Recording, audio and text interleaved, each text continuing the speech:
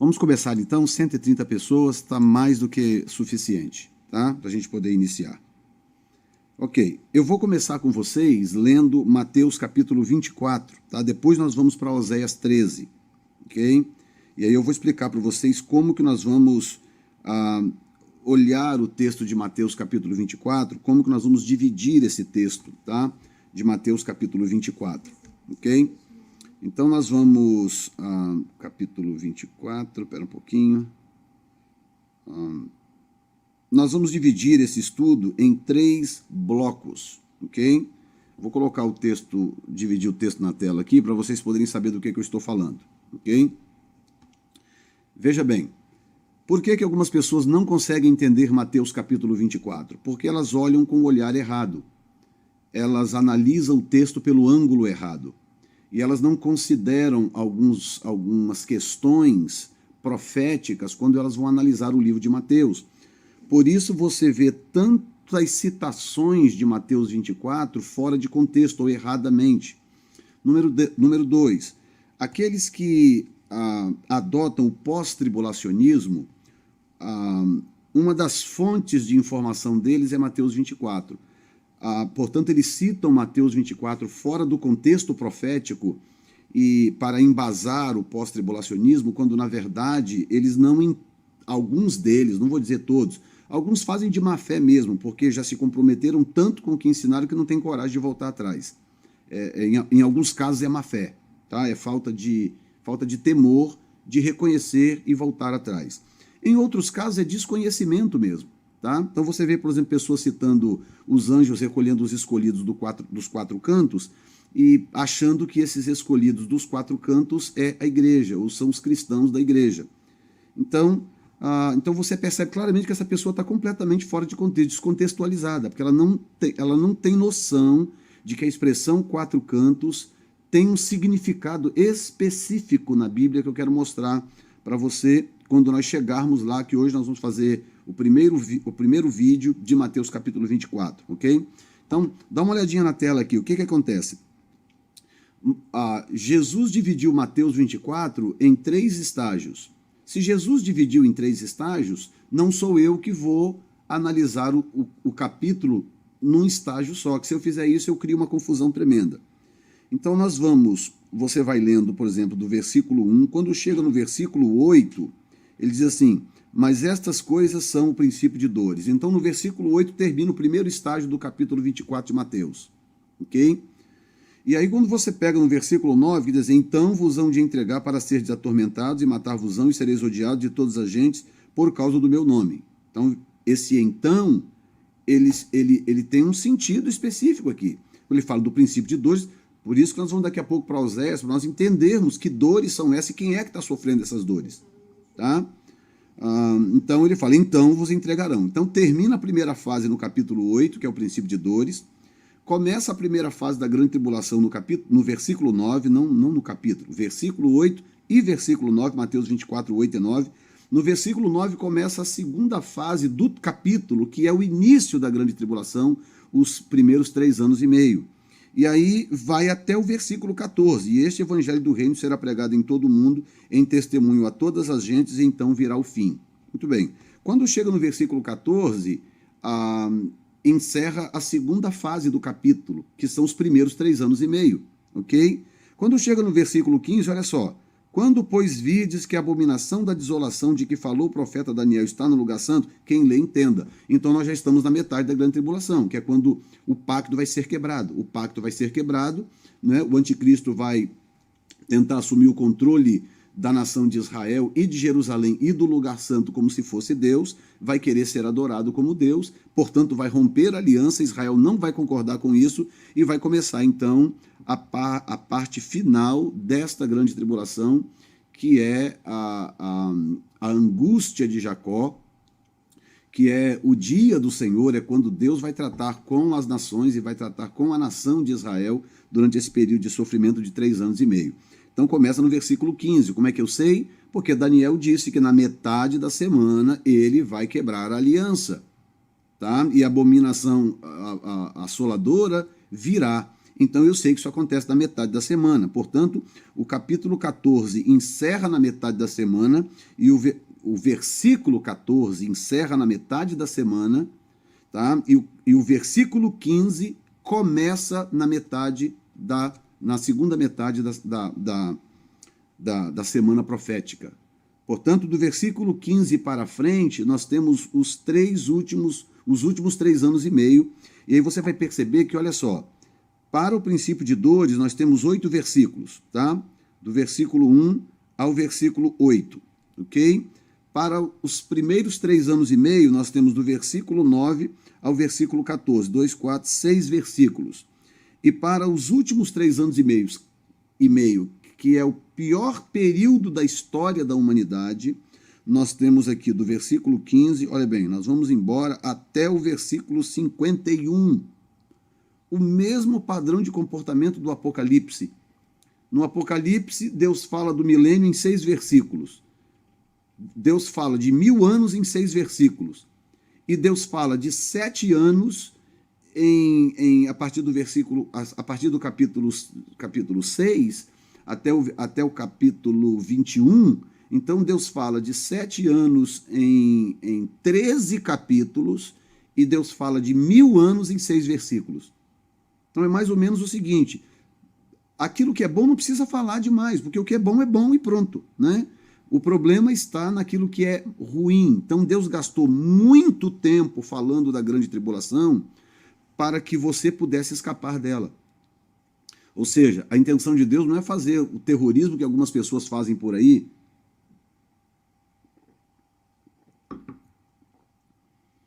de aterrorizar a igreja com uma suposta preparação para a chegada da grande tribulação, né?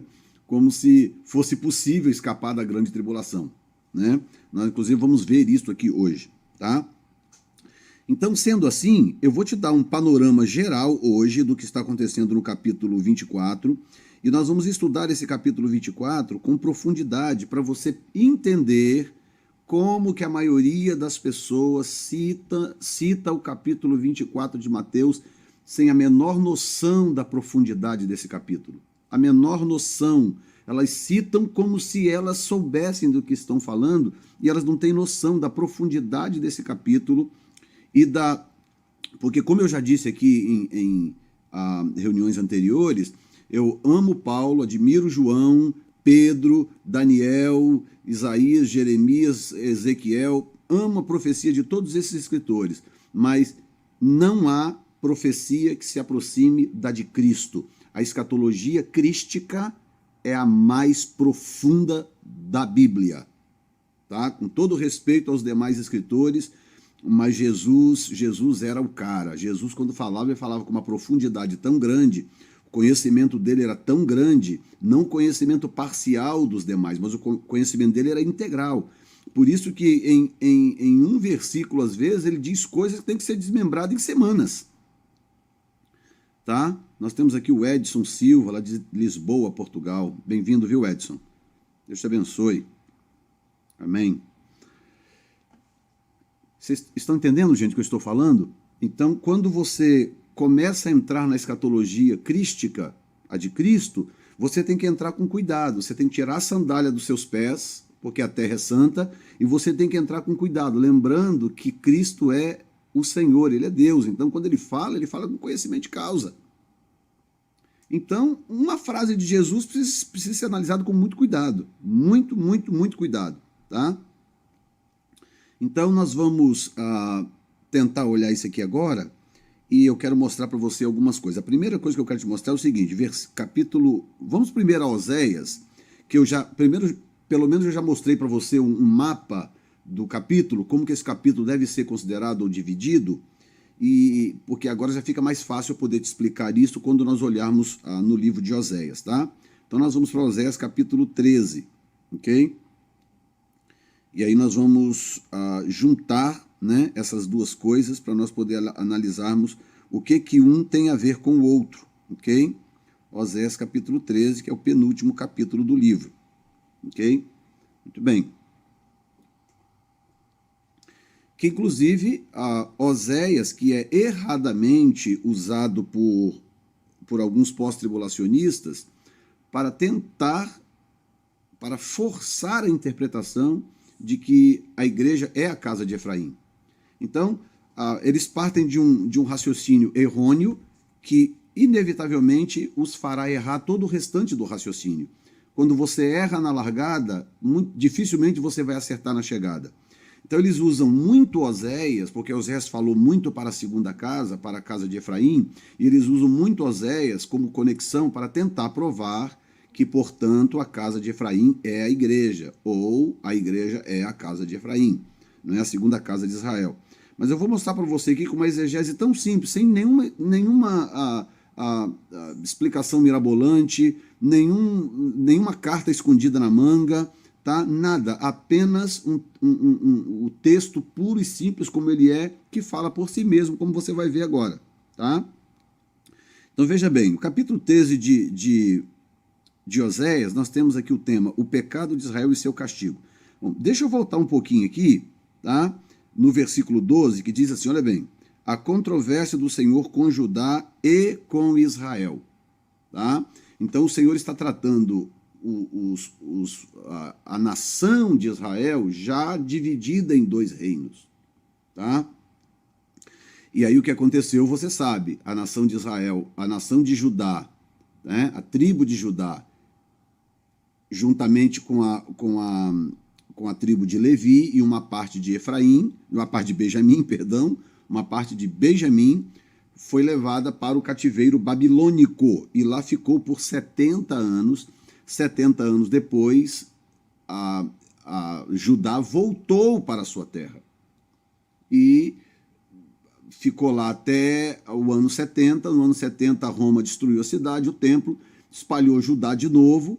Um tempo depois, Judá voltou. Só que lembrando que quando Judá voltou para a terra, Judá já não é mais a tribo de Judá apenas, porque quando terminou a Segunda Guerra Mundial, aí já voltaram vários judeus para a terra, judeus que eram da tribo de Judá e judeus que não sabem nem de que tribo são. Entendeu? Existe hoje um trabalho feito em Israel, para você ter uma ideia, baseado na análise de DNA, para identificar a tribo de cada pessoa. Eles conseguem identificar pelo DNA a tribo, as tribos em geral. Então já tem várias pessoas em Israel hoje que sabem a sua tribo por causa de exame de DNA. Isso está acontecendo em Israel agora mesmo enquanto falamos. Por quê? Porque quando terminou a Segunda Guerra Mundial, muitos judeus estavam espalhados pelo mundo, inclusive judeus que nem passaram por Holocausto, judeus que nem passaram por aquilo que nós sabemos que aconteceu na Segunda Guerra Mundial, mas que por causa do espírito antissemita, o antissemitismo que estava espalhado pelo mundo, eles resolveram voltar para Israel para poder recomeçar suas vidas. Então muitos voltaram, muitos da tribo de Judá e outros de outras tribos, que sabiam a que tribo pertenciam, e outros que nem sabiam a que tribo pertenciam, voltaram para a sua terra, porque tanto Judá quanto Efraim são Israel. Tá? Então, essa forçação de barra que você vê por aí, pessoas que construíram todo um ministério de ensino em cima de um desvio, em cima de uma informação errônea, de que a casa de Efraim é a igreja. E aí, logicamente, que eles usam uma série eles juntam vários textos espalhados na Bíblia, eles conectam vários textos juntamente para poder dizer que, portanto, é assim mesmo, a igreja é a casa de Efraim. Então pegam, por exemplo, Deus falando com Abraão, em ti serão benditas todas as famílias da terra. Opa, pega aqui. Aí pega a palavra de Jacó para Efraim, que ele ia ser maior do que Manassés. Ok, confirmado. Aí pega algumas profecias em Isaías, no próprio Osés, e vai juntando aqui e acolá, e eles pegam aquilo e tentam, sem nenhum fundamento contextual, juntando todos esses textos espalhados, tentando dizer que a igreja é a casa de Efraim. Ok? Mas é simples, já mostrei isso aqui em vários outros encontros nossos, que é simples, simples, simples. Eu provo que Efraim não é a igreja com os pés presos nas minhas costas. Simples assim, de tão fácil que é. Tá? No Novo Testamento, inclusive, tanto Paulo quanto Pedro deixam absurdamente claro que judeu e gentio são dois povos completamente diferentes. Ok? Muito bem, vamos lá então. Vamos então a Oséias capítulo 13. Então eu mostrei para você no 12 que esse assunto, esse bloco do 12 e do 13 é Deus falando para as duas casas de Israel, ok? Então assim começa o 13, olha bem. Quando Efraim falava, tremia-se, pois foi exalçado em Israel, mas ele fez culpado em Baal e morreu. E agora multiplicaram pecados, e da sua prata fizeram uma imagem de fundição, ídolo, segundo o seu conhecimento. Muito bem. Só um minutinho, irmãos. Um minutinho só.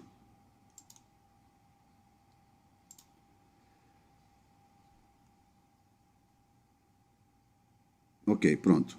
Qualquer pessoa que tentar tumultuar aqui a sala de bate-papo, a solução é bloquear. Eu não gosto de bloquear ninguém, eu gosto de todo mundo participando, batendo papo, mas a pessoa começa a tumultuar, a solução é bloquear essa pessoa, tá?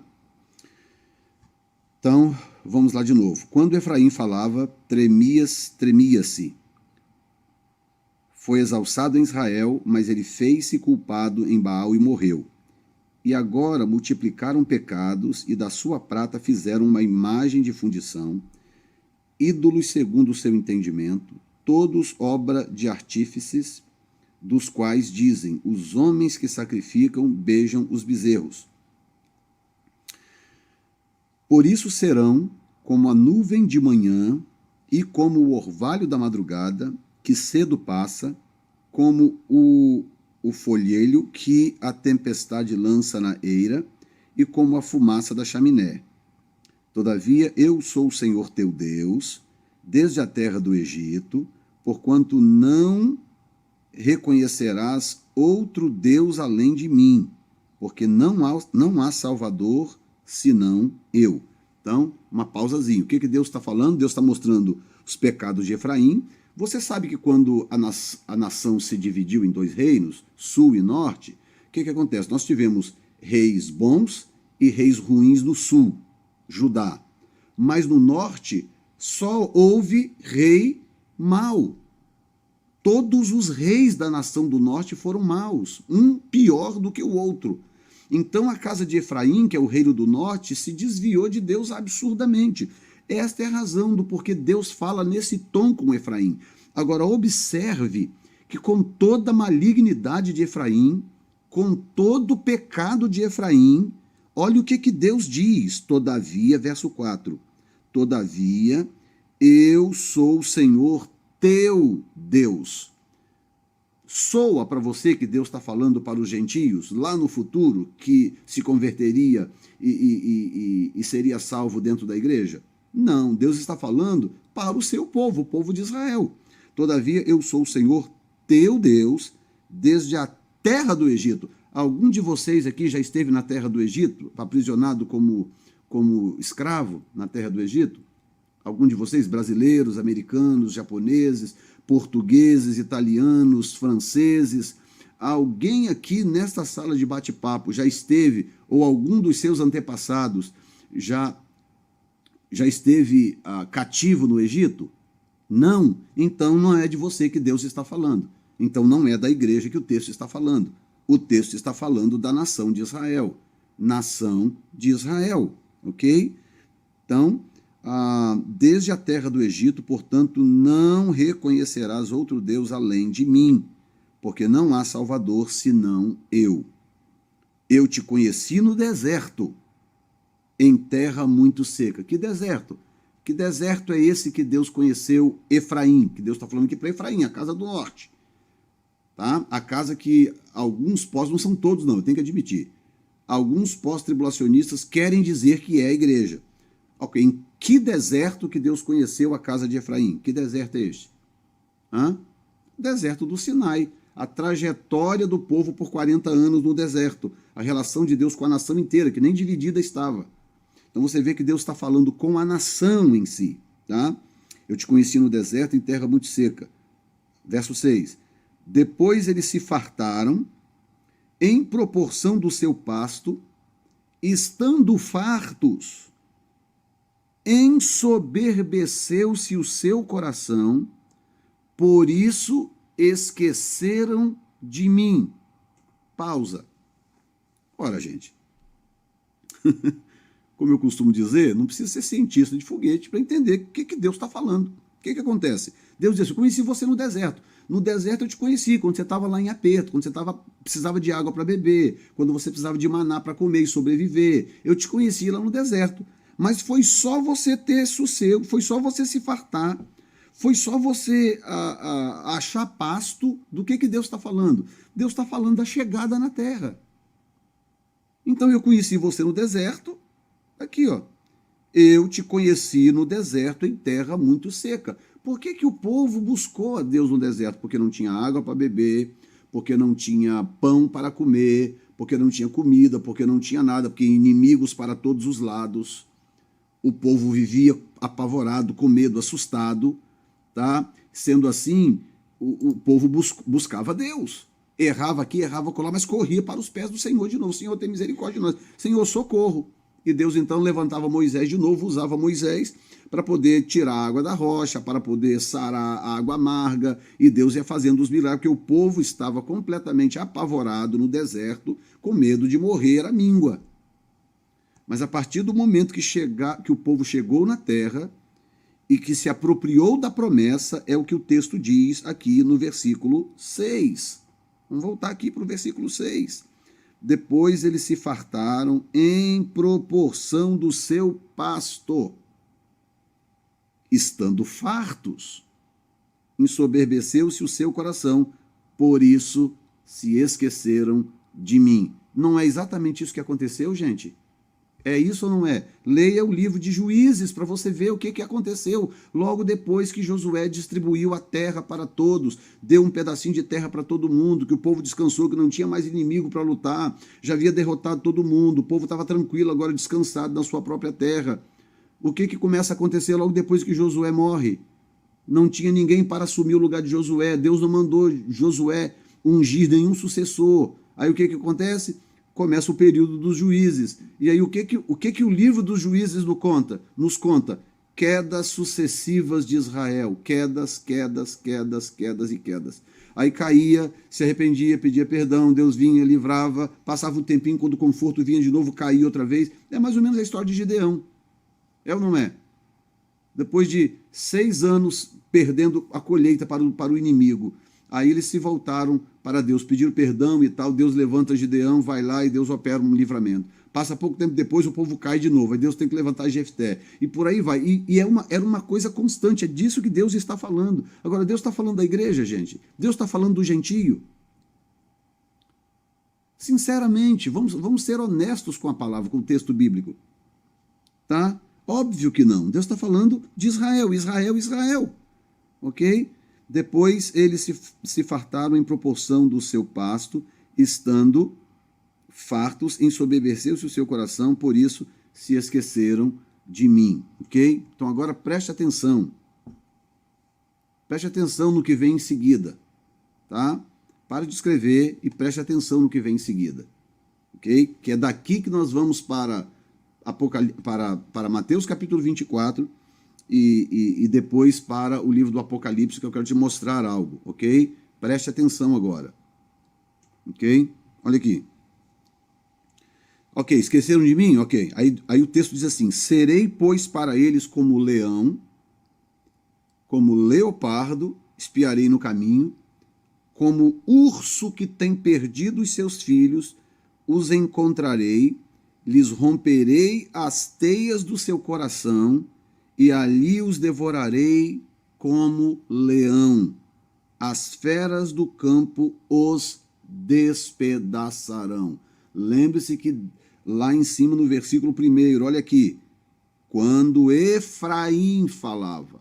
Então, embora, capítulo 12, embora o texto, porque é um bloco só esse aqui, embora o texto aqui fale tanto para Judá como para Israel, como você pode ler depois com calma aqui, você vai ver que Deus está falando tanto para um reino quanto para o outro. Mas todo o contexto, 100% do contexto está voltado para a nação de Israel. 100% do contexto. E aí, quando chega no versículo 7, Deus diz assim: serei para eles como leão, como leopardo e como urso. Ok? Leão, leopardo e urso. Então, nós vamos continuar aqui um pouquinho, mas olha aqui isso aqui. Vou deixar até o texto na tela aqui logo, tá? Daniel, capítulo 7. Vamos aqui no capítulo 7, que diz assim, ok? E 4 animais grandes, diferentes uns dos outros, subiam do mar. O primeiro era como leão, ok? Versículo 5, continuei olhando e eis que o segundo animal semelhante a um urso, ok? E versículo 6, depois disso continuei olhando e eis aqui outro semelhante ao leopardo. Então olha bem, preste atenção, tá? Para você entender como que algumas pessoas falam bobagem por não entender exegese textual, ok? Deus usa Oséias para dizer o seguinte: olha, vocês, enquanto vocês estavam no deserto, estava tudo bem. A hora que eu dei para vocês a terra, pasto e fartura e tudo, vocês se esqueceram de mim. Então, sabe o que eu vou fazer com vocês? Eu vou usar o leão, eu vou usar o leopardo e eu vou usar o urso para poder tratar com vocês. Deus está usando Oséias. Oséias não sabe de nada de Daniel, tá? Oséias não sabe de absolutamente nada de que Daniel tenha dito o que tinha dito, as visões de Daniel, ou mesmo que soubesse, não importa, não vem ao caso, né? O que acontece? Oséias vem e traz uma palavra profética dessa profundidade, dizendo: olha, o negócio é o seguinte, o Senhor falando, vocês esqueceram de mim, não é? Muito bem, pois então eu vou tratar vocês, eu vou usar o leão, vou usar o urso e vou usar o leopardo para pegar vocês. Eu pego vocês na curva. É isso que Deus está falando para a nação de Israel. E eu vou pegar vocês usando o leão, o urso e o leopardo. Aí quando chega em Daniel capítulo 7, depois já da visão da estátua, por isso que Deus tinha que introduzir os animais. Não já tinha os metais lá na estátua? Já para que Deus precisava agora de outro simbolismo? Por causa disso. Porque Deus é fiel na sua palavra. E mesmo que Daniel e Oséias não tivessem combinado nada, Deus sabia do que tinha dito através de Oséias e Deus sabia do que ia dizer através de Daniel, porque a palavra é de Deus. Ok? Aí Deus vem e dá para Daniel uma visão. 3 impérios, eu não vou falar do quarto, que nesse momento agora não interessa. Mas Deus dá para ele, eram 4 animais, mas o que nos interessa agora é os três primeiros. Deus dá uma visão de 3 animais, e eles são leão, urso e leopardo. Exatamente os mesmos animais que Oséias disse que Deus ia usar para tratar com Israel. Tá? Muito bem. Aí quando nós vamos agora para o texto, vai para a tela aqui de novo, quando nós vamos para Apocalipse, para você entender agora, Apocalipse capítulo 13, diz assim, olha bem, agora já Apocalipse 13, tá? Já é a visão do reino da besta montado, funcionando. E eu pus-me sobre a areia do mar e vi subir do mar uma besta que tinha 7 cabeças e 10 chifres, e sobre os chifres 10 diademas, e sobre as cabeças o nome de blasfêmia. E a besta que vi era semelhante ao leopardo, e os seus pés como os de urso, e a sua boca como de leão. Os mesmos 3 animais de Daniel 7 e de Oséias 13. Os mesmos 3. Agora escute bem. Como se já não tivesse maravilhoso, como se já não tivesse perfeito demais, tudo que eu disse até agora, olha bem isso aqui agora, tá? Voltar lá em Oséias, que eu quero te mostrar um detalhe que eu não destaquei de propósito, ok? Muito bem, são 3 animais, Oséias apresenta os 3 animais, o leão, né? Versículo 7, o leão, no versículo 8, o urso, eu vou até marcar aqui, deixa eu marcar aqui esses animais, ok? Cadê? Aqui. Ok. Aqui o urso. Muito bem, nós temos aqui o urso e temos o leopardo. Para isso, como leopardo, aqui está. Tá? Eu vou marcar aqui que eu quero fazer um highlight aqui de propósito. Ok? Deixa eu agora separar aqui. Cadê? Deixa eu tirar isso daqui. Ok. Então, leão. Highlights, que eu quero destacar aqui para você ter um mapa visual do que eu estou falando. Olha bem, serei, pois, para eles como leão, você está vendo aqui, ó, leão, como leopardo, e no verso 8, como urso, tá? Os mesmos 3 animais de Daniel 7 e os mesmos 3 animais de Apocalipse 13, tá? Agora, ouça isto. Aqui é que vem a paulada final, tá? Veja bem. E como o urso que tem perdido seus filhos, os encontrarei, lhes romperei as teias do seu coração, ponto e vírgula. Ponto e vírgula, escute. E ali os devorarei como leão. Agora, diga para mim rapidinho aqui no bate-papo. Com que parte do corpo se devora alguma coisa? Com que parte do corpo que um leão devora a sua presa? Qual é a parte do seu corpo que o leão usa para devorar a sua presa? Digam para mim aqui, rapidamente. Diga para mim aqui. Que aí, assim que você disser aqui, eu vou imediatamente te mostrar alguma coisa. Vamos lá. Qual é a parte do corpo do leão que ele usa para devorar a sua presa? Qual é? Eu sei que leva mais ou menos 30 segundos para vocês poderem receber o meu áudio, por isso que demora um pouquinho. Mas eu espero aqui, não tem problema. Digam para mim aí. Ok, pronto aí, ó. Todo mundo. César, Pauli, a boca. José Olavo, Casmin, a boca. E por aí vai. Então, né? É isso aí, gente. A boca. Edson Silva, boca. Ioná Figueira, boca. Samac 14, boca. Óbvio que é a boca, né, gente? Óbvio. Boca, boca, boca, boca, boca, boca. Todo mundo vai dizer boca, porque é a boca. Então agora preste atenção. Olha bem. Ponto e vírgula. E ali os devorarei como leão. Ok. Perfeito. Então vamos voltar lá em Apocalipse para a gente ver um negócio. Ok? E a besta que vi era semelhante ao leopardo, e os seus pés como os de urso, vírgula, e a sua boca como de leão. Ora, será que João está imitando Oséias? Será que João, lá na ilha de Patmos, preso lá, escravo, será que ele está lá com um livrinho de Oséias, lendo para copiar, para poder... Lógico que não, gente, ele está falando por revelação. Porque o que Oséias disse não é outra coisa senão o que João diria depois no Apocalipse. Exatamente a mesma coisa. É por isso que a cabeça do animal é de leão. A cabeça é de leão. Porque a boca fica na cabeça. Né? Então agora veja bem, leão é a Babilônia. Lembra da estátua, capítulo 2, que eu não vou lá agora por uma questão de tempo? Lembra da estátua, capítulo 2? O que acontece? Na estátua de Daniel, a cabeça de ouro é a Babilônia. Então a cabeça é a Babilônia, ouro, Babilônia. Peito de prata, Pérsia, lombos de bronze, Grécia, pernas de ferro e até chegar nos pés, Roma, ok? Mas a cabeça da estátua é a Babilônia. A mesma coisa, a cabeça desse animal aqui do capítulo 13 é leão, é a Babilônia. Não mudou nada, a coerência permanece, a coerência é total. Coerência absoluta, não há diferença.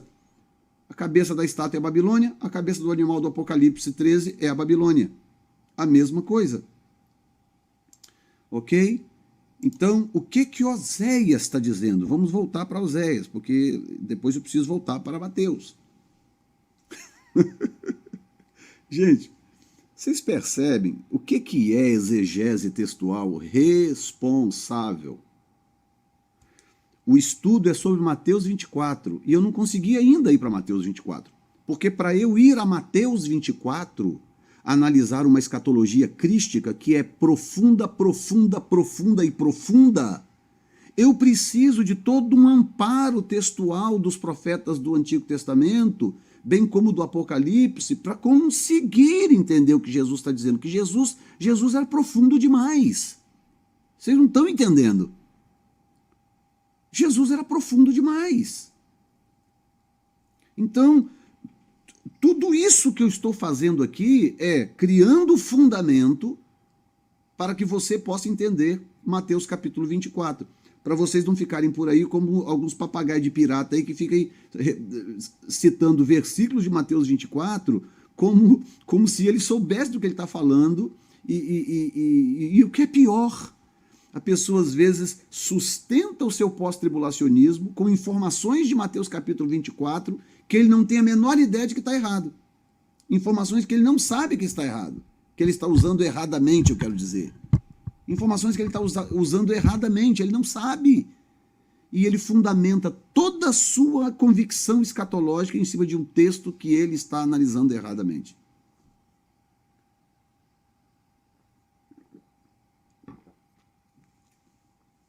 Entendeu?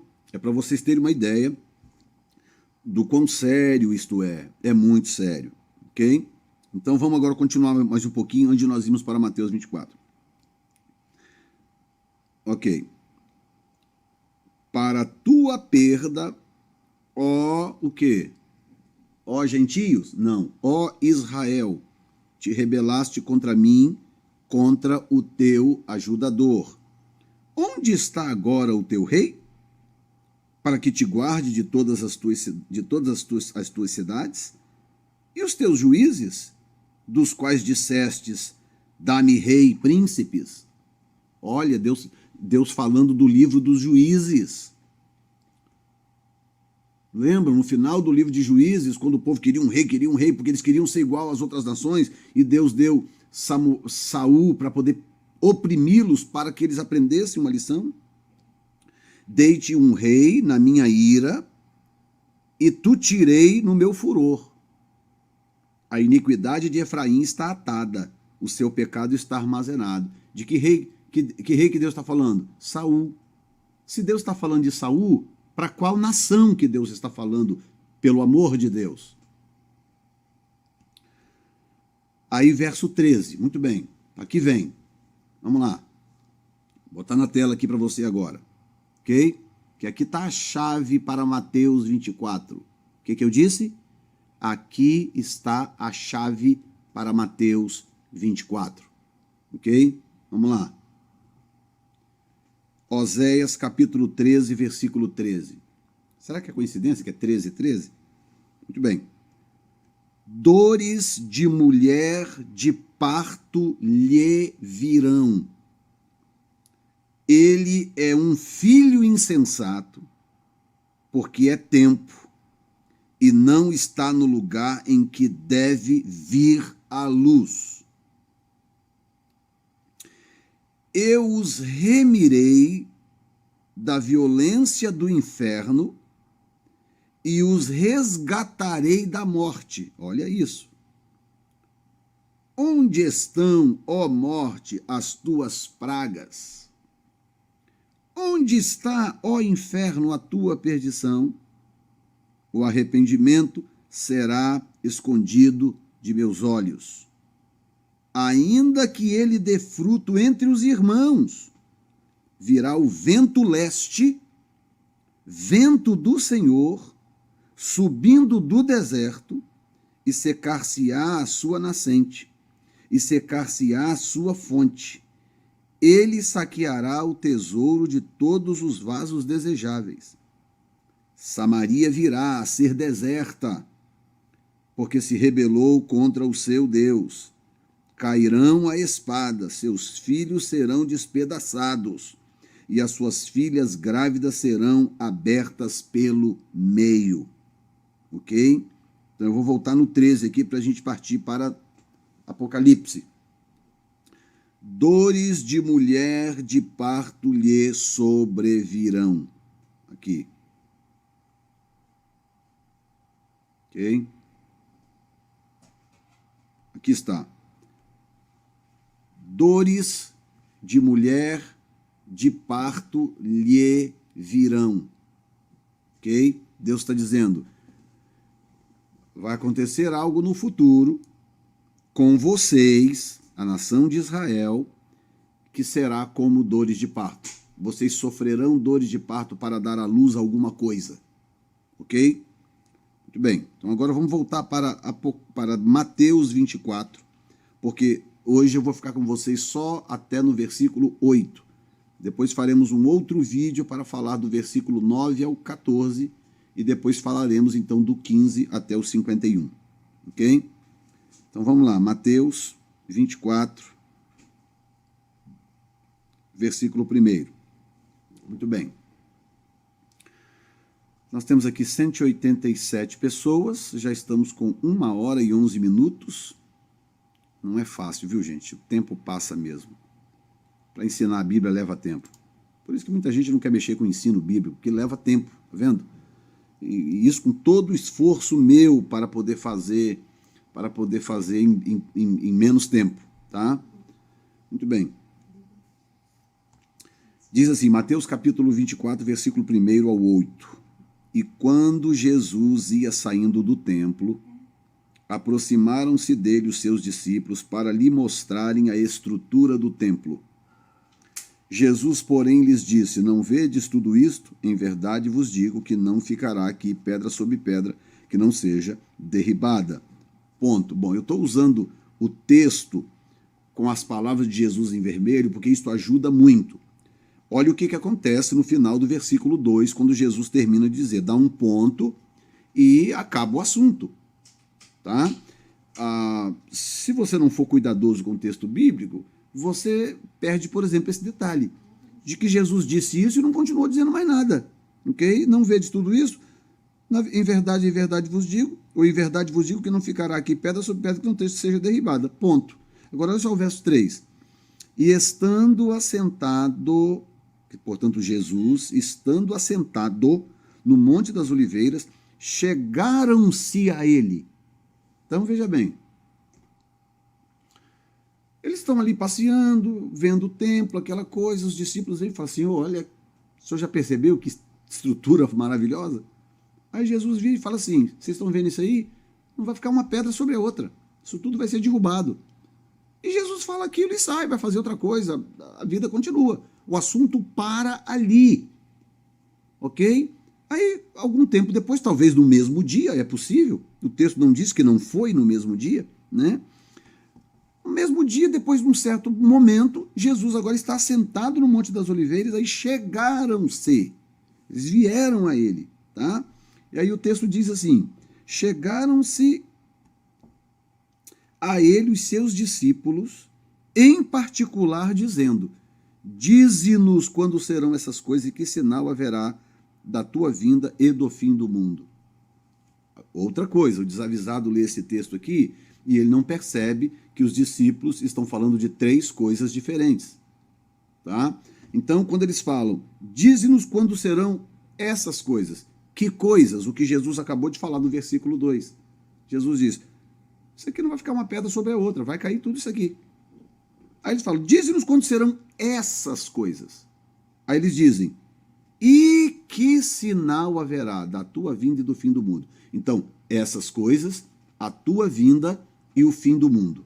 De novo, essas coisas, a tua vinda e o fim do mundo. 3 coisas. Muito bem, eles queriam saber qual a relação que a queda do templo tinha a ver com a vinda e com o fim do mundo. É isso que eles queriam saber. Porque Jesus havia falado claramente que o templo ia cair. Muito bem. Aí agora vem uma outra questão. Por isso que para falar de Mateus 24, de 1 a 8, não pode ser corrido. O ideal seria um seminário aí de 1 semana, só para falar do versículo 1 a 8. O que nós não temos, lógico. Porque isso aqui também é para dar para vocês uma noção geral da coisa, para vocês não caírem na balela de outros, né? Para vocês pelo menos aprenderem a se defender sozinhos, ok? Para vocês aprenderem a analisar o texto pelo ângulo da exegese textual responsável. Assim ninguém leva vocês no bico. Ninguém mais leva vocês no bico. Tá? Esta é a minha função, foi para isso que Deus me chamou. Deus me chamou para trazer esclarecimento, para trazer entendimento e para ajudar as pessoas a se vacinarem contra os manipuladores. É basicamente isso. Porque uma vez que você aprende a raciocinar sozinho e você aprende a olhar a Bíblia, o texto bíblico sozinho, pelo ângulo correto, ninguém nunca mais te leva no bico. Nunca mais. Entendeu? Você vai ser menos um que será levado de um lado para o outro por ventos de doutrina, como infelizmente acontece com tantos por aí. Ok? Então ele está falando de três coisas. Essas coisas que Jesus tinha acabado de falar, a tua vinda e o fim do mundo, ok? Aí o que acontece, irmãos? Olha bem. Quando Jesus fala sobre a queda do templo, de que período da história que Jesus se refere? Jesus está falando do ano 70.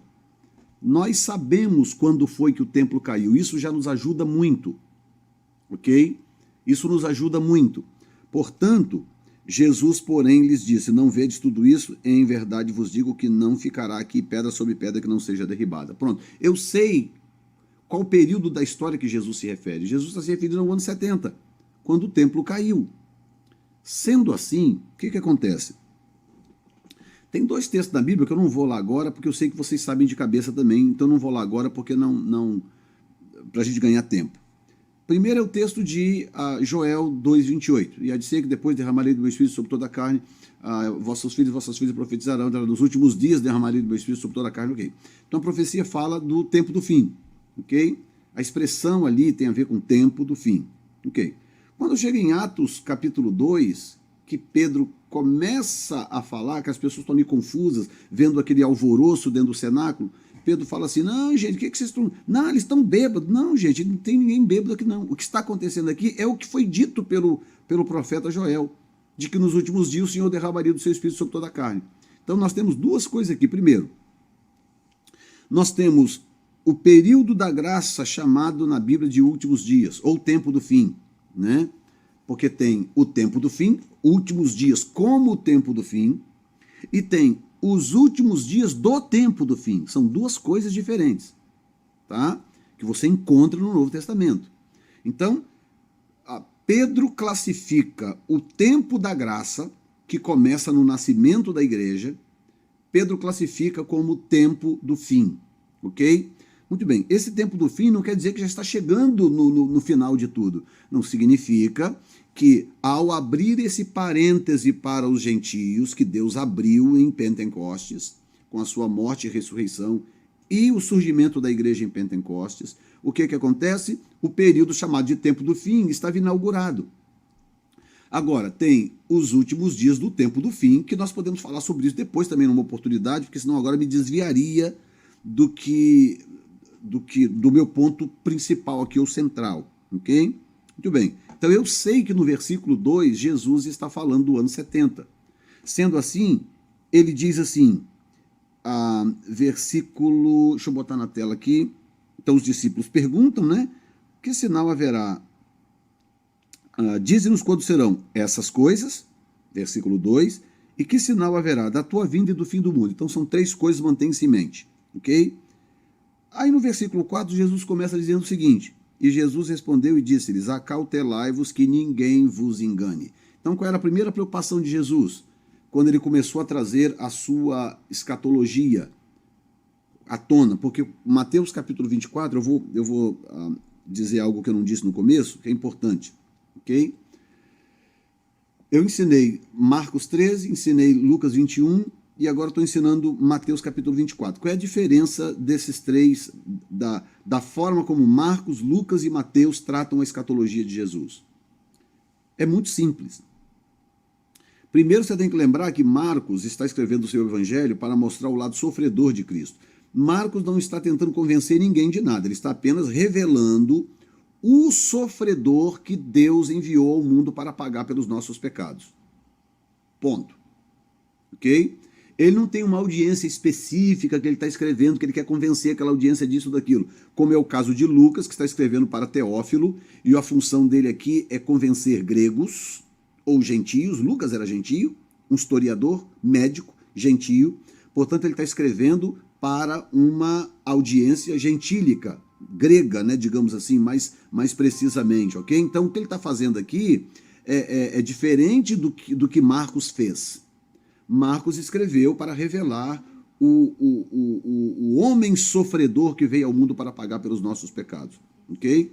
Lucas está escrevendo para os gentios, para os gregos, está escrevendo para um tal Teófilo, ok?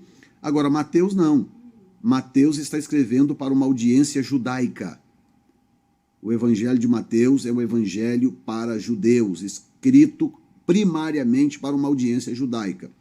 Por isso que tem uma genealogia tão claramente explicada, dividida em gerações, 14, 14, 14 gerações, muito bem classificada, muito bem dividida, porque ele está falando com o seu povo, ele está falando com os judeus.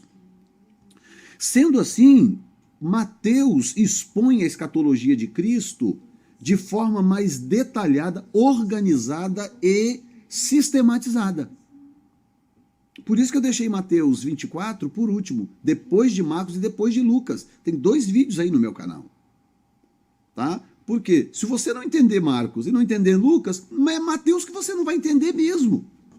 Mateus você não vai entender jamais. Que é o que acontece com a maioria, que faz uma tremenda confusão com Mateus capítulo 24. Então, a primeira coisa que Jesus diz qual é? Primeira coisa, disse, cuidado para que ninguém vos engane. Cuidado. Muitos virão para tentar te enganar. Cuidado para que ninguém vos engane. Ok? Aí o versículo 5 diz assim, porque muitos virão em meu nome, dizendo, eu sou o Cristo, e enganarão a muitos. Então ele está falando de muitos. Você vê que ele não está falando da grande tribulação, do indivíduo que vai surgir na grande tribulação, quem sabe tentando até se passar por Cristo, porque tem uma profecia islâmica dizendo que Jesus virá. Quando o Mahdi estiver governando, Jesus virá para poder convencer o mundo de que o Islã é a religião de Deus. Então é óbvio que vai surgir um falso Cristo aqui na grande tribulação, não tem dúvida, mas não é disto que Jesus está falando, porque ele está começando o seu raciocínio no ano 70. O ponto de partida de Jesus é o ano 70. Então ele diz, porque muitos virão em meu nome dizendo eu sou Cristo e enganarão a muitos. Verso 6, e ouvireis de guerras e de rumores de guerras, olhai, não vos assusteis, porque é mister que tudo isto aconteça, vírgula. Olha aqui. Mas ainda não é o fim. Então, do que Jesus está falando, gente? Jesus está falando dessa história que nós teríamos do ano 70 até o momento do arrebatamento da igreja. É disso que Jesus está falando. Jesus começa o seu raciocínio no ano 70. O templo vai cair. Muito bem, ali ele começa o seu raciocínio. Ok? E ele descreve todo aquele período do ano 70, do final do ano 70, até os dias de hoje, na verdade. Tá? Levantará nação contra nação, reino contra reino, haverá fome, peste, terremotos em vários lugares. Pergunta para o judeu como que um judeu que tenha sobrevivido à Segunda Guerra Mundial, que ele vai dizer para você que ele viu o verso 7 cumprir ao pé da letra. Ok? Ok, ele diz, mas não é o fim, tá? Versículo 6, não é o fim. Porquanto se levantará nação contra nação, reino contra reino, haverá fome, pestes, terremotos em vários lugares. Ok? Pronto, isso tudo vem acontecendo. Do ano 70 para cá, tudo isso vem acontecendo. Aí o que acontece? As pessoas estão esperando terremotos aí. Não, haverá terremotos. Haverá o quê? Isso está acontecendo há centenas de anos. Gente, isso está acontecendo há centenas de anos. Tem gente que está achando que procurando terremotos por aí como sinal da vinda de Cristo. Pelo amor de Deus, isso está acontecendo há centenas de anos. Já está acontecendo o que Jesus disse, desde o ano 70. Tá? Porquanto se levantará a nação contra o reino, contra a fome, haverá fomes e pestes e terremotos aonde? Em vários lugares. O mundo inteiro está sendo bombardeado com isto, com fomes, pestes e terremotos em vários lugares. Isso vem acontecendo ao longo do tempo. O que Jesus nos deu foi uma rota para observar. Opa, estamos caminhando na direção certa. Cada terremoto que acontece aqui, acolá, um tsunami, fome, peste, gente morrendo de fome na África, aqui, acolá, tudo isso é um sinal de que é mais ou menos para nos ajudar a entender o seguinte, opa, estamos na época certa. Porque Jesus disse que essas coisas aconteceriam, mas que ainda não seria o fim. Está entendendo? Final do versículo 6. Mas ainda não é o fim. Ok? Então ele nos deu pistas, coisas que nós íamos ver acontecendo ao longo da história e que nós saberíamos, olha, essas coisas estão acontecendo dentro de um período que Jesus disse que ainda não era o fim. Tá? Aí se levantará nação contra nação, reino contra reino, haverá fomes, pestes, terremotos em vários lugares. Aí o verso 8, ele diz assim, mas todas essas coisas são o princípio das dores. Agora, você sabe qual é o problema? Que a maioria das pessoas não explica e também muita gente não pergunta. Muita gente não pergunta. É o seguinte, mas todas essas coisas são o princípio das dores. Ok, que dores são? É dores de cabeça? O que é dor nos rins? O que é isso? Dor de reumatismo? Dor no coração? Que dor é essa? Número 2, dor de quem? Então eu preciso saber, primeiro, que dor, que tipo de dor é esta, e preciso saber quem é que está sentindo essas dores. Tá? Eu preciso saber, primeiro, que dor, número 2, quem está sentindo essas dores. É por isso que eu preciso de Oséias, para eu poder saber do que é que Jesus está falando, ok? Então, caso você tenha esquecido, eu vou mostrar para você mais uma vez o que disse Oséias no capítulo 13, tá? Olha bem o que ele disse. Versículo 13. Dores de mulher de parto lhe virão. Muito bem. Sendo assim, o que Jesus está falando? Mas tudo isso é apenas o princípio de dores. Jesus está falando que dores são essas, ele está falando quem é que vai sentir essas dores. Então o que acontece? Escute bem. Muito bem. As dores que Jesus se refere são as dores que Oséias citou. Tá? Que Deus ia dar para Israel dores de parto. Muito bem. Aí vem a questão de Apocalipse capítulo 12. Que as pessoas estão dando um valor exageradíssimo aos sinais cósmicos. Eu valorizo os sinais cósmicos, tá? Eles são importantes. A Bíblia diz que Deus colocaria os luminares lá para nos servir de sinais, perfeitamente. Eu não tenho nenhum problema com isso. Coloquei um vídeo aí no meu canal do Scotty, né? Que fala sobre esse sinal. Ele foi o whistleblower, a pessoa que tocou o alarme, né? De que algo estaria acontecendo no céu esse ano por ocasião de setembro. E que se parece muito com a descrição de Apocalipse 12. Até aí tá tudo tranquilo, tá? Tudo tranquilo. Eu não tenho problema com isso.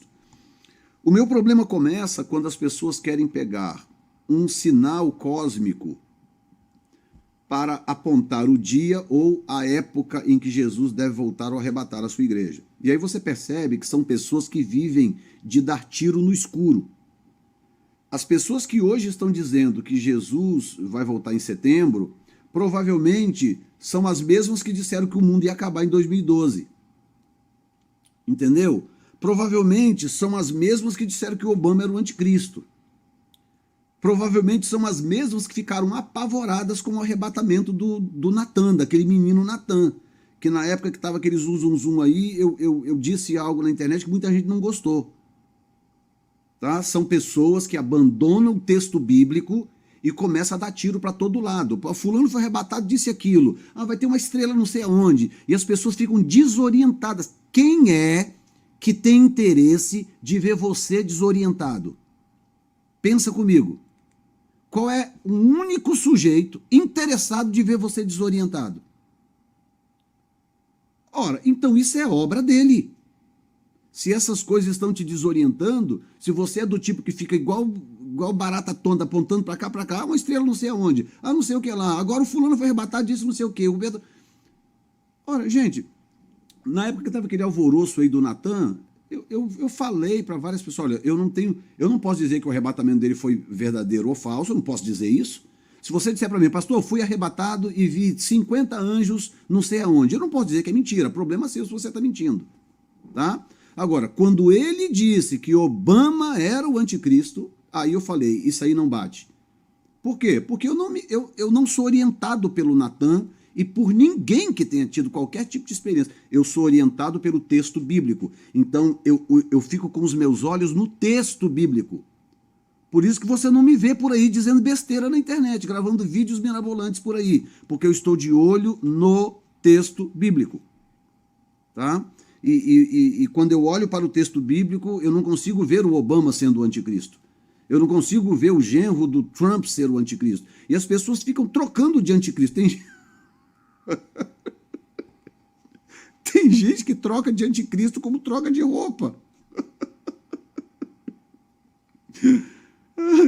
Ela se decepciona com o anticristo, ela troca para o outro. Agora a bola da vez é o genro do Trump. As pessoas estão muito desorientadas, muito desorientadas. Eu fico impressionado como que o corpo de Cristo se desorienta com tanta facilidade. Chega a ser assustador, irmãos.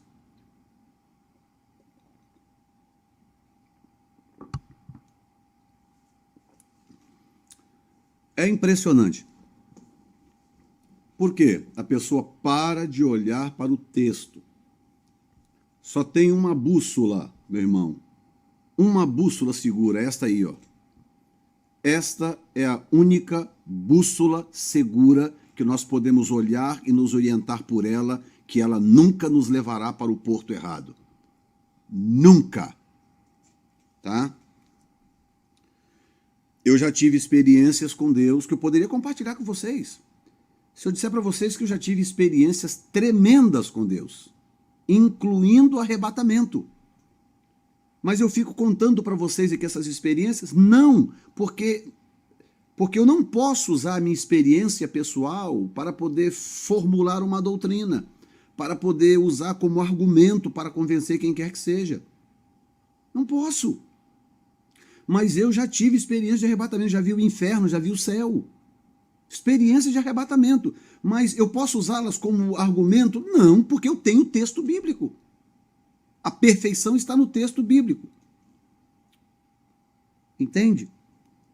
Então, do que Jesus está falando no versículo 8? Jesus está falando a mesma coisa que Osés disse no capítulo 13, versículo 13.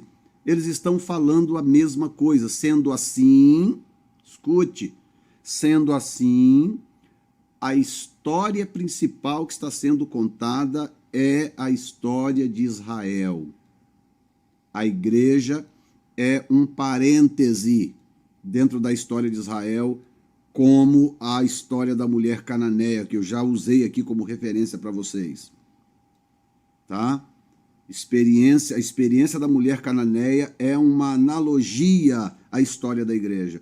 Um parêntese, uma bolhazinha que Jesus cria em torno da igreja para poder salvar o máximo de gentio possível, como diz Romanos 11, mas a história que está sendo contada é a de Israel. Quem está grávida é a nação de Israel, ok? Portanto, as dores são da nação de Israel, o parto é da nação de Israel. Aquela mulher grávida de Apocalipse 12 é a nação de Israel. O filho varão é Cristo. Aí as pessoas ficam se pegando em algumas coisas. Ah, mas Jesus não foi arrebatado, Jesus foi assunto, não sei o que lá. Gente, basta você olha o grego, para de falar bobagem e vai olhar o grego. Então as pessoas ficam falando umas coisinhas e por aí vai. Então eu respeito se você tem uma interpretação diferente de Apocalipse 12, respeito, tá? Reconheço que há sinais cósmicos acontecendo este ano e que são muito interessantes, mas eles servem apenas para mostrar que nós estamos indo na direção certa. O que os magos do Oriente fizeram quando eles viram uma estrela no céu? Eles fizeram o quê? Opa, então eles tomaram aquela estrela como um sinal genérico de que a coisa estava, portanto, acontecendo, de que eles estavam no rumo certo. Tá? Tanto que a estrela levou eles até o local? Não. Eles tiveram que parar lá, perguntar a Herodes, se informar e tal. Por quê? Porque a estrela não era o sinal final. A estrela era apenas um sinal genérico de que o tempo estava correto. Era isto. É a mesma coisa esse sinal de setembro e qualquer outro sinal, como eu tenho aí, procure no meu canal aí o vídeo Os Poderes dos Céus Serão Abalados. que eu faça um apanhado sobre os cometas que passaram ao redor da Terra, que cometa tem um significado muito interessante e profético, inclusive para a nação de Israel. Ok? Muito bem, sendo assim, não se deixe levar por isso. E outra coisa, não sai por aí dizendo coisas que você vai se arrepender depois. Olha, o tanto de canal no YouTube que vai ter que sair do ar em outubro não é brincadeira. Pessoas que vão ter que apagar vídeos em outubro. Porque tem gente aí apostando a reputação, dizendo que não, é esse ano, a igreja vai ser arrebatada esse ano. O que você vai fazer em outubro? Entendeu? Mas tudo bem, os aventureiros da vida ainda podem fazer isso. Agora, alguém que tem uma história, que ensina escatologia, que tem uma história, que é conhecido, que tem uma marca, entendeu? Sabe que não pode viver de balela, viver de argumentos vazios. Ó bem?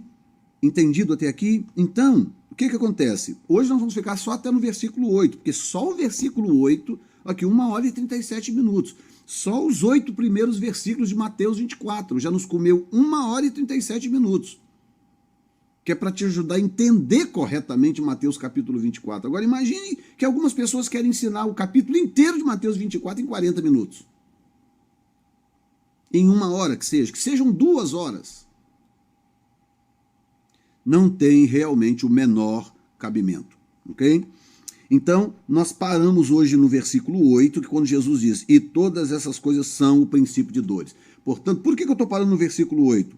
Porque o versículo 8 encerra o período da igreja, encerra esse parêntese, porque a igreja não vai participar do parto, a igreja vai participar só do princípio das dores. Sabe quando começam as contrações da grávida? Começam as contrações? Israel está no momento das suas contrações. Nós estamos participando desse princípio das dores, não é do parto. A igreja não foi chamada para participar do parto. A igreja foi chamada para participar do princípio das dores. Então, esse período que começa do ano 70, eu estou usando o ano 70 porque é o ponto de partida de Cristo, que começa no ano 70 e vem até o arrebatamento da igreja, é o princípio das dores. Esse é o período que a igreja participa. Esse é o período ativo da igreja na terra ao lado de Israel. Nós somos defensores de Israel, nós estamos aqui para orar por Jerusalém, pela paz de Jerusalém, estamos aqui para defender Israel a qualquer custo, a qualquer preço, tá? Não importa, quando Israel erra, quem trata é Deus. Não sei quantos aqui conectados são pai e mãe, não é? O que acontece quando uma pessoa quer corrigir o seu filho? Que às vezes até errou, às vezes fez uma coisa errada. Aí alguém vai lá e quer corrigir o seu filho, quer dar um tapinha na mão do seu filho. O que acontece? Você não vira o bicho da goiaba? Vira ou não vira? Vira o bicho da goiaba, não é? Mas o menino está errado. É verdade, mas deixa que eu corrijo. Entendeu? Quando os meus filhos eram pequenos, meu filho errou, falhou, fez besteira, é verdade, mas eu e a minha esposa só que podemos corrigir. Não se meta não que você se dá mal. Entendeu? Então agora pega essa mesma analogia e transporta para a relação de Israel com Deus. Ah, porque Israel fez isso, Israel matou o Messias, Israel não sei o que lá, que Israel é isso, que Israel é aquilo. É verdade, mas não te meta. Não te meta. Não vai tentar corrigir Israel que você se arrebenta. Qualquer governante do planeta que tentou se meter com Israel se arrebentou. Olha o estado de Lula, olha o estado da Dilma, olha o estado do PT. E o Temer vai no mesmo buraco, porque o seu governo agora votou contra Israel na ONU. Tá? Não tem um governante, um país sequer que tenha se levantado contra Israel, que tenha tido futuro. Porque Deus é um Senhor e um Pai ciumento. Não mexa com a sua criança, não mexa com o seu filho, tá? Com o seu primogênito, que é Israel, que se arrebenta. Então, a nossa relação com Israel é o seguinte, é amar Israel, amar o povo judeu, orar por eles, glória a Deus, e quando eles errarem, ore por eles, mas não se meta, que dá problema, tá? Porque olha o que Deus disse em Oséias, gente. Dá uma lida na história de Efraim. O que o reino do norte fez? Só fez besteira. Mas aí Deus fala, mostra todos os podres de Efraim. Mas depois vira e fala assim, mas eu não abandonei vocês. Mas eis que vem o dia que eu vos resgatarei. Tá entendendo? Então é uma relação de, desculpa que eu vou usar um termo até engraçado, é uma relação aqui de entre tapas e beijos. Entre Deus e Israel. Leia o livro de Juízes para você ver, é entre tapas e beijos. Mas é assim, e Deus não quer que ninguém se meta. Até que o tempo aconteça, até que tudo se cumpra, e aí então realmente venha a redenção final de Israel. Tá? E eu quero finalizar ainda no livro de Oséias, que eu quero mostrar para você isso aqui. Tá? Versículo 14, deixa eu colocar aqui para você de novo. Olha bem, eu termino com isso. E eu os remirei da violência do inferno e os resgatarei da morte. Gente, isso é lindo ou what? Onde estão, ó morte, as tuas pragas? Onde está, ó inferno, a tua perdição? O arrependimento será escondido de meus olhos, ainda que ele dê fruto entre os irmãos. Virá o vento leste, vento do Senhor, subindo do deserto, secar-se-á as suas nascentes, secar-se-á a sua fonte. Ele saqueará o tesouro de todos os vasos desejáveis. É a grande tribulação. Ou seja, o bicho vai pegar, mas é entre Deus e Israel. Samaria virá a ser deserta, porque se rebelou contra o seu Deus. Olha bem. Cairão a espada, seus filhos serão despedaçados. Vai ser feio mesmo. Jesus disse, olha, vai ser como nunca houve e jamais haverá. E as suas mulheres grávidas serão abertas pelo meio. Aí o que Jesus disse? Ai das grávidas! Jesus está falando a mesma coisa de Oséias ou não? Ai das grávidas e das que amamentarem naqueles dias. Aí o que diz Oséias? Seus filhos serão despedaçados e suas mulheres grávidas serão abertas pelo meio. Meu Deus do céu. Agora olha bem, versículo 14, versículo 1, eu vou terminar com isto aqui. Converte-te, ó Israel, ao Senhor teu Deus, porque pelos teus pecados tens caído. Tomai convosco palavras e convertei-vos ao Senhor. Dizei, expulsa toda a iniquidade e recebe o bem, e daremos como bezerros os sacrifícios dos nossos lábios. Não nos salvará a Assíria, não iremos montados em cavalos, e a obra das nossas mãos não diremos mais, tu és o nosso Deus, porque por ti o órfão alcançará misericórdia.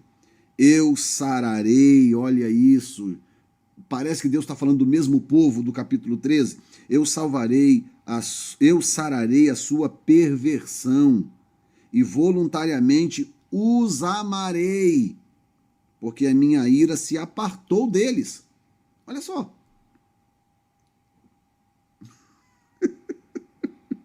Tem um pregador aqui, o nome dele é...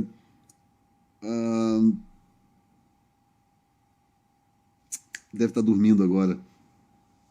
Eu vou lembrar o nome dele depois. Ele diz uma coisa engraçada, ele diz assim, eu estou lendo a Bíblia, tem hora, parece que Deus é bipolar. Parece que Deus é bipolar. Deus, daqui a pouco Deus vem, não, mas eu te amo, eu vou cuidar de você, eu vou te restaurar e tal. É uma relação de amor eterna que Deus tem com esse povo. Isso não vai mudar. Então é um pai que sabe, que pega o chinelo e dá no bumbum da criança. Mas vai você tentar também dar uma chineladinha lá no mesmo bumbum para você ver o que acontece. Tá? Verso 5, eu serei para Israel como orvalho, ele florescerá como o lírio e espalhará suas raízes como o Líbano. Estender-se-ão as suas vergônteas, e a sua glória será como a da oliveira, o seu odor como o do Líbano.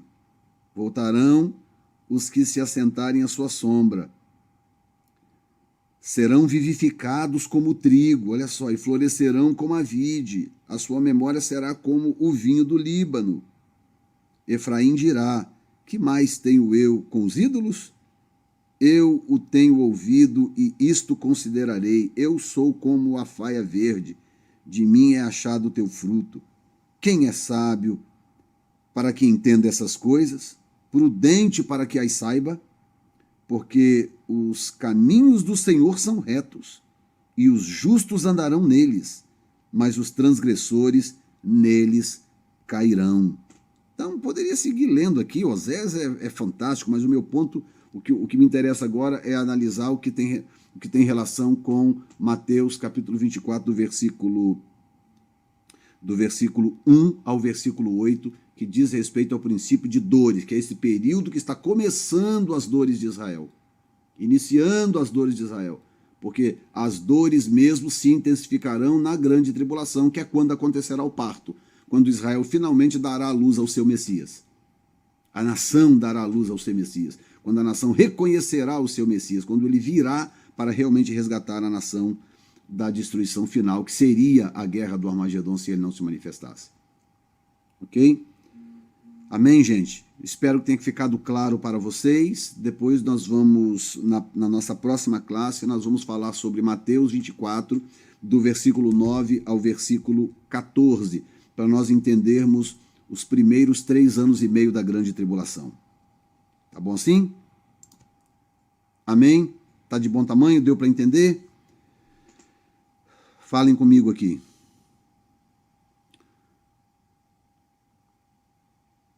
O César Paulo cita 1 Coríntios 15, 55, exatamente, Paulo tirou essa informação de Oséias, exatamente isso. Esse ensino é fantástico, glória a Deus. Roberto, Jesus disse que o reino de Deus pertence às crianças, seria o pastor Cláudio Duarte, ele tem expressões assim, não, estou falando de um pastor americano, eu vou lembrar depois o nome dele, deixa eu ver aqui. Eu vou lembrar o nome dele depois, é um americano, tá? Palavra maravilhosa, que aula maravilhosa, Shalom, Leila Alcântara, parabéns, Evox, aula maravilhosa, Luiz Viana, Ezequiel Oliveira, amém. Ok, obrigado, pastor. Claríssimo, Samac 14, não se meta com Israel, porque Zacarias profetizou. Celso, exatamente. Amém, pode continuar, amém, pastor, amém, obrigado pelo excelente estudo, amém, ótimo, que bom, fico feliz que vocês tenham sido abençoados então, tá? Então nós vamos, na quinta-feira nós voltamos, amém, pastor, Ronaldo Pimentel, muito bom, feliz por saciar minha sede da palavra, eu na fogueira, aqui não vemos a hora passar, que bom, Elaine Cubo, que bom, Elaine, muito bom. Mais uma aula abençoada. Rosinalva Garcia. Pastor, perdi a aula por causa da internet. Tô triste. Mas é só você voltar o vídeo depois, dá para você assistir do começo, não tem problema, tá? Obrigada, pastor, por dividir conosco o seu conhecimento. Obrigada, é isso mesmo. Ansiosa pela próxima. Marcos. É muito bom falar sobre escatologia, Valdez Campos. Realmente, estudar profecia é bom demais, né? Muito bom seus esclarecimentos, Pilar Sanches, amém. Ok, pastor, meditação pura. Obrigado, pastor, pela aula, amém, amém, amém. Que bom, gente, estou feliz de vocês estarem abençoados. Luciana Emunar, maravilhosa aula. Ok, não entendi o resto sempre. Aprendendo demais, obrigado, pastor Jefferson, amém. Pastor, a parábola do joio e do trigo fala da igreja. Fala da igreja. Amor incondicional, amém. Amor de Oséias, amém. Obrigada, pastor, Deus abençoe. Sede da palavra, maravilhosa aula. Deus lhe abençoe grandiosamente. Alessandra de Portugal. Que bom, produtiva essa aula. Que bom, gente. Fico feliz de vocês terem sido abençoados. Então vamos parar por aqui, que já está indo para 2 horas já de ensino. E o vídeo fica gravado aí para vocês depois poderem entrar, né, e poder estudar com mais calma depois o vídeo, em nome de Jesus, tá bom? Vamos orar? Pai, eu quero te agradecer, obrigado pela vida de cada um dos teus filhos, por aqueles que estão aqui, famintos e sedentos da tua palavra. Eu sei que o Senhor é um Deus que ama os que te amam, ama os que amam a tua palavra. Ó Deus, há um carinho do Senhor muito grande pelas pessoas que têm temor de ti e que buscam na tua palavra o conhecimento necessário para nortear suas vidas. Cobre cada um com o sangue de Jesus. Dê uma semana abençoada para todos. Em nome de Jesus, amém. Graças a Deus. Que bom, gente. Deus abençoe a todos. Nos encontramos, então, na quinta-feira, tá bom? Se Deus quiser. Um abraço.